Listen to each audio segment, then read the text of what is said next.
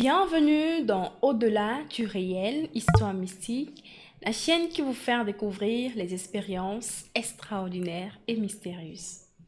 Bien avant d'écouter cette histoire, si vous êtes nouveau sur notre page, je vous invite à vous abonner, à commenter, à liker, à partager et à activer la cloche de notification pour ne rater aucune de nos émissions. Si vous avez des histoires à partager, contactez le numéro affiché à l'écran et envoyez votre histoire par notre vocal WhatsApp et nous la diffuserons sur notre page pour en faire profiter le plus grand nombre.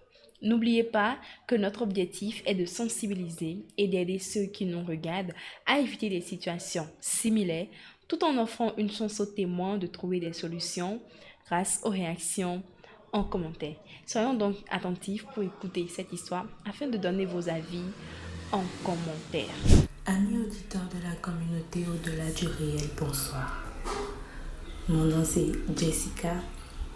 Je suis une jeune fille de 25 ans.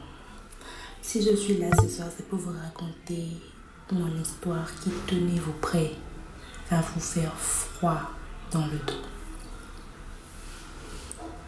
Un beau matin, je me suis réveillée et ma mère m'a demandé d'aller acheter des légumes, d'aller marcher. Je me suis donc apprêtée, je suis allée au marché. Sur le chemin du marché, j'ai rencontré une vieille camarade d'enfance qui m'a proposé qu'on se voit dans un hôtel pas loin de chez moi, après que je sois rentrée à la maison. Donc on s'est donné rendez-vous pour 16 heures. À 16 heures, en sortant de la maison, j'ai dit à ma maman, je partais déjà. Ma maman m'a dit que le sang de Jésus te protège, que Dieu te protège. J'ai répondu Amen, je suis partie sans même savoir ce que cela voulait dire en fait. Donc je suis restée là à attendre ma camarade. 5 minutes, 10 minutes, 15 minutes, 20 minutes, elle ne venait pas. C'est là que j'ai vu une voiture, une très belle voiture, je vous dis, se garer devant moi. Donc la vitre s'est baissée.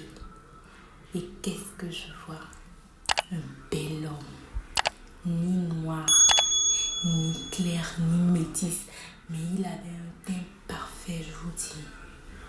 Il avait de belles lèvres, un bel homme. Il m'a appelé, il m'a proposé de rentrer dans la voiture avec lui, que je vienne m'asseoir pour qu'on puisse faire connaissance vu que ma camarade n'est pas encore arrivée. Donc j'ai accepté, je suis rentrée dans la voiture. Et puis bon, il m'a dit qu'il allait chercher les documents à côté et qu'après il allait passer à la banque. Donc on est allé, il a récupéré ses documents, il a fait le retrait d'une grosse somme d'argent. Et puis bon, nous sommes repassés devant l'hôtel, ma camarade n'était toujours pas là. C'est là qu'il m'a proposé de venir avec lui à la maison et que pour qu'il aille déposer les documents et puis on reviendrait. Je suis restée, j'ai accepté parce que quoi? Un bel homme, je vous dis. Donc j'ai accepté, nous sommes partis, nous avons pris la route. Nous étions en route, nous sommes sortis du centre, je vous dis, nous sommes allés très loin, très loin, au fin fond d'une forêt quelque part où je ne sais pas. Mais on était très loin. Arrivé à un moment, je lui ai demandé, mais chez toi là, c'est où? Et il me demande, il change de visage, il devient sérieux un coup et il me dit, mais toi, est-ce que tu as dit bonjour à mes amis qui sont derrière? Du coup, je me retourne et je vois 2 sculptures assises derrière. Il n'y avait personne là au préalable. Je vois 2 sculptures derrière et au milieu des sculptures, il y avait un gros serpent. J'étais prise de panique. Mais j'ai gardé mon sang-froid et je lui ai dit. Et j'ai dit non, j'ai pas salué tes amis. Il dit salue-les alors. Et je dis coucou les amis. Quand j'ai dit ça, il m'a regardé. Il m'a dit toi tu n'as pas peur? J'ai dit non, j'ai pas peur. Il dit, toi, tu n'as pas peur. J'ai dit, non, j'ai pas peur. Mais au fond de moi, je sentais que mon cœur allait tomber de ma poitrine. Mais bon, j'ai gardé la tête froide. Jusqu'à ce que nous sommes arrivés à un endroit où Dieu.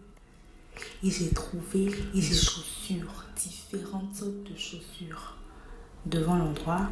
On dirait même que c'était un dépôt où les gens vendaient des chaussures uniquement pour femmes. Donc, je suis rentrée, ils sont venus me chercher. D'abord, avant d'entrer, il y avait un monsieur à l'entrée qui était des gardes, il y avait des gardes, il y avait tout ce qu'à rouler. Le monsieur, il m'a regardé, il m'a dit, vous là, vous n'avez pas rentré quand vous voyez quelqu'un qui a un peu l'argent, qui est un peu à l'aise. Vous-même, vous rentrez dans n'importe quelle voiture. Et après, ils m'ont conduit dans une salle, une grande salle où il y avait les patrons même de la chose. Donc, ces messieurs-là m'ont vu. Le patron même m'a regardé, m'a dit, tu sais que tu es déjà morte. Mais bizarrement, j'avais le sang tellement froid. J'ai dit, ah bon? Il y avait l'adjoint qui m'a dit, qui a d'abord essayé de distraire les autres et puis qui m'a amené à côté, qui m'a dit, moi je suis le plus méchant d'entre eux ici. Mais toi, j'ai envie de te sauver, j'ai envie de t'aider. Je dis, ah bon? Il fait maintenant, tu prends tes jambes à ton cou et tu cours très fort et très vite sans te retourner. Il m'avait au préalable dit que nous étions au cimetière. Mais j'ai couru pendant 45 minutes, je vous dis. J'ai couru pendant 45 minutes sans m'arrêter. J'ai couru jusqu'à me retrouver sur une autoroute. Quand je me suis retrouvée sur une autoroute, il n'y avait pas âme qui vive. Il y avait un motard qui passait. Je l'ai supplié, il avait refusé de me prendre. Je l'ai supplié à genoux. Il m'a ramené jusque chez moi à la maison. Quand je suis rentrée, ma mère était déjà dans tous ses états. Elle me disait que moi je suis ici. J'ai dit, maman, il ne faut pas beaucoup parler.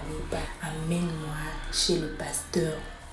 Quand nous sommes arrivés chez le pasteur et puis j'ai raconté, le pasteur m'a dit, toi, si tu es en vie, c'est grâce à ta mère. C'est grâce à la protection qu'elle a proférée sur toi ce matin. Remercie le Seigneur. Remercie-le car c'est lui qui t'a sauvé des griffes de ces méchants-là. Sinon, à l'heure-là, tu serais déjà morte. Je vous dis, je suis reconnaissante. Je suis reconnaissante tous les jours que Dieu fait pour le souffle de vie qu'il nous donne. Voici mon témoignage. Merci, amis auditeurs de la communauté au-delà du réel. Nous sommes à la fin de cette histoire. Si vous l'avez trouvée intéressante, laissez en commentaire vos avis, vos impressions et vos suggestions. Surtout, n'oubliez pas de liker et de partager. Merci de nous avoir suivis. Merci pour votre attention. D'ici là, portez-vous bien et à la prochaine.